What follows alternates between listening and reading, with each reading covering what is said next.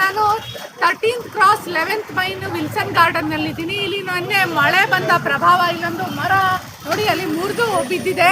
ಇದುವರೆಗೂ ಬಿಲ್ಡಿಂಗ್ ಅವರು ಕಂಪ್ಲೇಂಟ್ಗಳನ್ನ ಕೊಟ್ಟಿದ್ದಾರೆ. ಆ ಕಂಪ್ಲೇಂಟ್ ಕೊಟ್ಟಿದ್ರು ನೋಡಿ ಮರ ಆಲ್ಮೋಸ್ಟ್ ಎಲ್ಲ ಮುರಿದೋಗಿದೆ. ಅದನ್ನ ತೆಗ್ಸೋಕೆ ಯಾರೇ ಇದುವರೆಗೂ ಗ್ರೇಟರ್ ಬೆಂಗಳೂರಿನವರು ಬಂದಿಲ್ಲ. ಇಲ್ಲಿ ತುಂಬ ಹೆವಿ ಟ್ರಾಫಿಕ್ ಏರಿಯಾ ಸಹ ಇದು. ನೀವು ನೋಡ್ತಾ ಇದ್ದೀರಾ ಟ್ರಾಫಿಕ್ ಇಲ್ಲಿ ಕಂಟಿನ್ಯೂಸ್ ಹೋಗ್ತಾನೆ ಇದ್ದಾರೆ ಜನ. ಏನು ಮಹಾ ಆಗ್ಬಿಡುತ್ತೆ ಅನ್ನೋ ಥರ ಹೋಗಿ ನೆನ್ನೆ 9 ಹೆಣಗಳು ಬಿದ್ದಿದ್ದಾವೆ.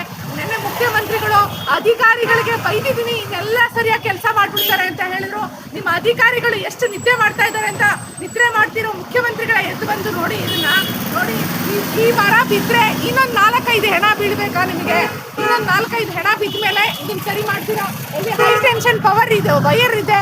ಆ ವೈರ್ ಕಟ್ಟಾಯ್ತು ಮೇಲೆ ಏನು ತೊಂದರೆ ಆಗ್ಬೋದು ಅಂದ್ರೆ ನಿಮ್ಮ ಅಧಿಕಾರಿಗಳು ಗಾಢ ನಿದ್ರೆಯಲ್ಲಿದ್ದಾರೆ, ಭ್ರಷ್ಟಾಚಾರದಲ್ಲಿ ಓಲಾಡ್ತಾ ಇದ್ದಾರೆ. ಆ ಅಧಿಕಾರಿಗಳನ್ನ ಹೇಗೆ ಸರಿ ಮಾಡೋದು?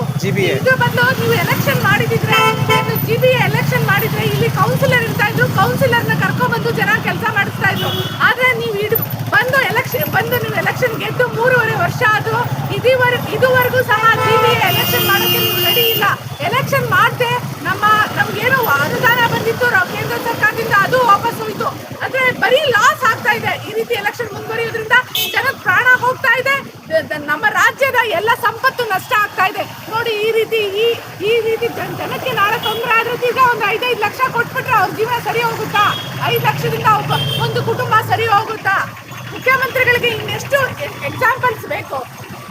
ಇವತ್ತು ಇದುವರೆಗೂ ಈ ಏರಿಯಾ ಯಾರು MLA ಇರ್ತಾರಲ್ಲ, ಈ ಏರಿಯಾ MLA ಉದಯ್ ಗರುಡಾಚಾರ್, ಎಲ್ಲರಪ್ಪ ನಿದ್ರೆ ಮಾಡ್ತಾ ಇದ್ದೀರಾ? ಉದಯ ಗರುಡಾಚಾರ್ ಅಥವಾ ಇನ್ನೊಬ್ರು ಇದ್ದಾರೆ, ರಾಮಲಿಂಗಾರೆಡ್ಡಿ ಇದ್ದಾರೆ.